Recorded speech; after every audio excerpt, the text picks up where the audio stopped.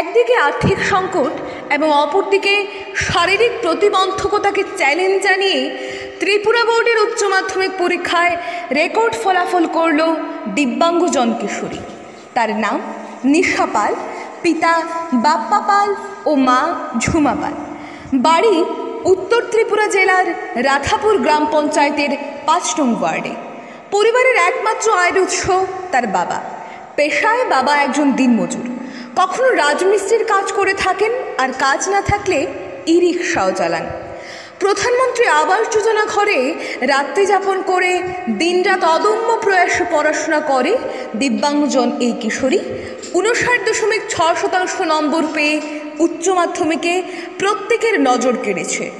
নিশার শারীরিক উচ্চতা মাত্র ২ ফুট ২ ইঞ্চি, হাতগুলোও খুবই সরু, ভালো করে কলম ধরতেও তার সমস্যা হয়। কৃষ্ণপুর উচ্চ মাধ্যমিক বিদ্যালয় এবছর তার পরীক্ষা কেন্দ্র ছিল। স্কুলে যখন গিয়ে বেঞ্চে বসে বেঞ্চের উচ্চতার জন্য লিখতেও তার সমস্যা হয়।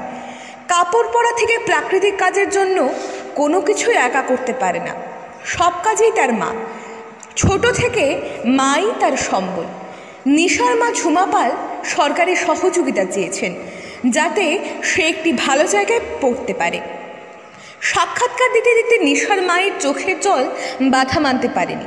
তার এই রেজাল্টের ঘটনা চারদিকে ছড়িয়ে পড়তেই গোটা এলাকার মানুষ থেকে শুরু করে বিদ্যালয়ের শিক্ষক শিক্ষিকা সবাই খুশির জোয়ারে ভাসছে।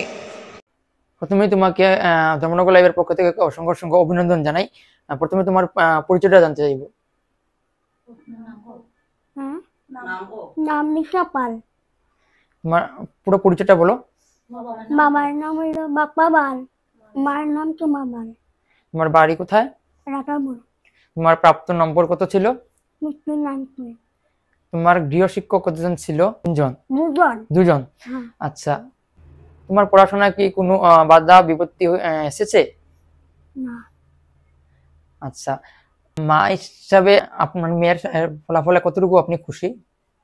খুশি স্যার, পুরো খুশি আমি। আর ওর পড়াশোনায় কি কোনো বাধা বা কিছু কি এসছে, কোনো প্রতিকূলতা কি এসছে? না স্যার, এমনিতে তো কোনো বাধা আসছে না, মানে আমি নিজেই তাইরে নিয়ে পারছি না, সব দিক করিয়া চালাইয়া খুলাইয়া নিতে, যেমন টাকা পয়সা সব দিকে আর্থিক অবস্থা আমরা দুর্বল। এরপরে বাবু দিন মজুরি কাজ করে, সব কিছু মিলে তো আমি টাইনে নিতে পড়াশোনাটা পারছি না।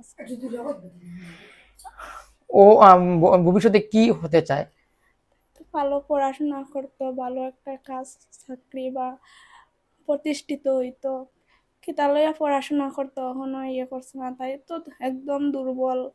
যে কিভাবে আমি কইব, মা তুমি যেটা আমু আমু তোমার বাবা তুমি কিটা নিয়ে পড়াশোনা করবা, এটা তুমি বুঝবা, তুমি পড়াশোনা করতে, মানে তাই মানে এরকম একটা যে নিয়ে তাই মানে বুঝতে পারে না সবকিছু, কিরকম কিতা করলে ভালো হইব না হইব, যা করলে তাই যে পড়াশোনা করছে আমি তো কোনো মতেই তাইরে পড়াশোনাটা স্টার্ট নিয়ে নিতে পারছি না।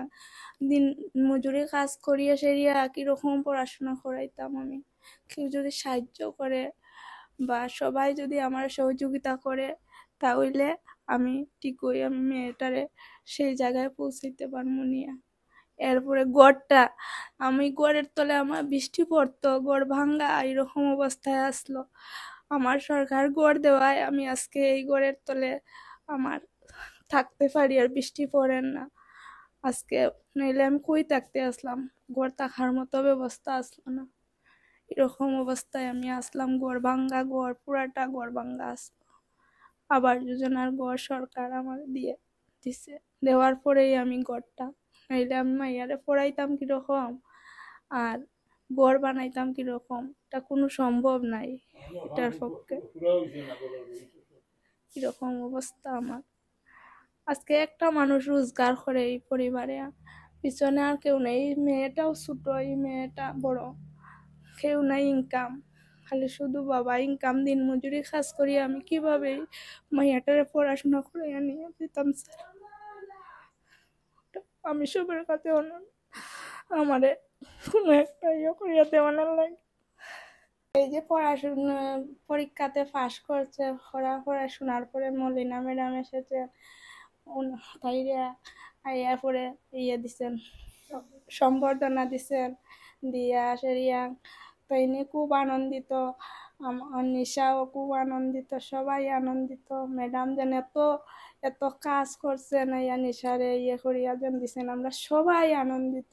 ম্যাডাম এত যেন তার প্রতি শ্রদ্ধা ভালোবাসা করছেন, এর ক্ষেত্রে আমরা খুব আনন্দিত। ম্যাডামের মতো একজন প্রতিষ্ঠিত ব্যক্তি বা প্রাক্তন বিধায়িকা, অসংখ্য অসংখ্য আমার পক্ষ থেকে ধন্যবাদ।